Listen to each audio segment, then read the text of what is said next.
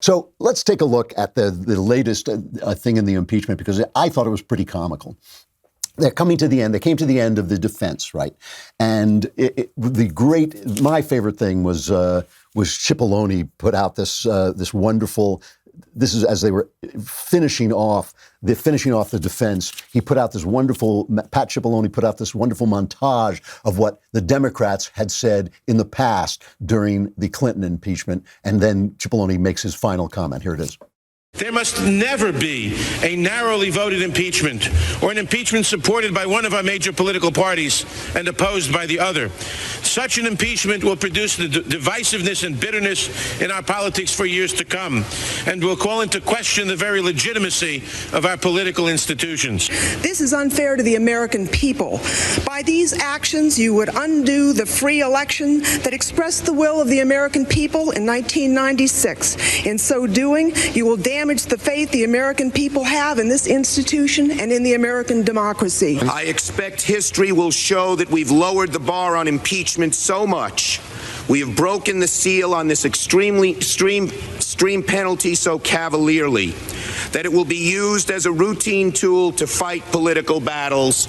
My fear is that when a Republican wins the White House, Democrats will demand payback. You were right. Got him! So that was Jerry Nadler, right? Obviously, big anti-Trumper. Zoe Lofgren, who was in the House managers, one of the prosecutors, and Chuck Schumer, of course. Excellent point. Just completely made them look like idiots, because this is a completely partisan impeachment. But here's the funny thing that's happening, okay? Mitch McConnell comes out and he says he doesn't have enough votes to block witnesses. This is obviously the big fight that's going on. There are people, they're losing the usual suspects, Mitt Romney and Susan Collins and Lisa Murkowski, other people, Lamar Alexander in Tennessee, other people who have difficult elections coming up. They're saying, well, maybe we'll need the witnesses. And they're panicking because, again, we still don't exactly know what is in this Bolton thing. But to me, it just proves that Trump was right. But here's the other side, okay? You now have at least 3 Democrat senators reportedly considering acquitting Trump of the charges leveled against him. So you've got the usual suspects here, too. Joe Manchin in West Virginia, big Trump state. He's got he can't be seen as too partisan.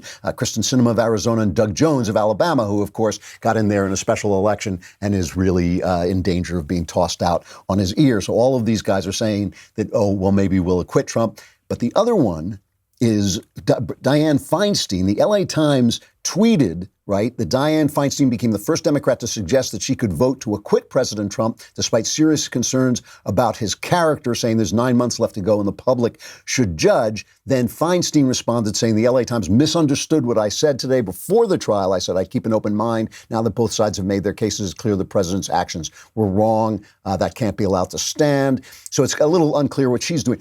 But it's clear that suddenly there's a little bit less enthusiasm when Mitch McConnell, who is one canny dude, I mean, he is really a very canny politician. He comes out and says, well, we may need to get witnesses. We may need to look at witnesses.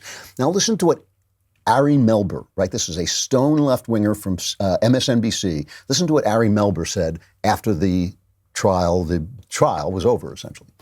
I do not see an overwhelming case and overwhelming evidence by these Democrats to support convicting on obstructing Congress. And I'll tell you why.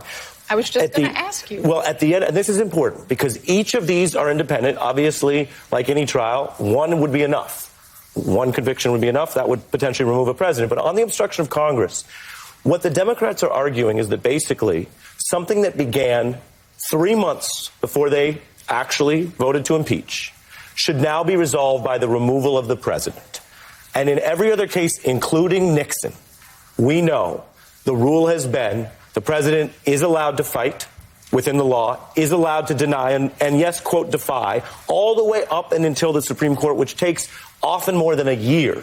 Right. So is there enough evidence to support the immediate removal of a president? 3 months and you're gone as a precedent. I haven't seen them land that. I don't see the Democrats having provided enough evidence yet.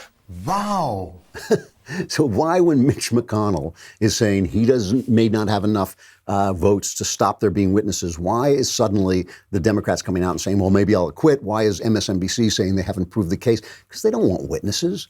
I mean, that's the last thing they want. They want one thing. They want the Republicans to vote for no witnesses. They want the Republicans to vote for no witnesses so they can campaign for the rest of the year on cover-up. That is what they want. Before you go, one last thing. Hit the subscribe button so that you stay up to date on all our content.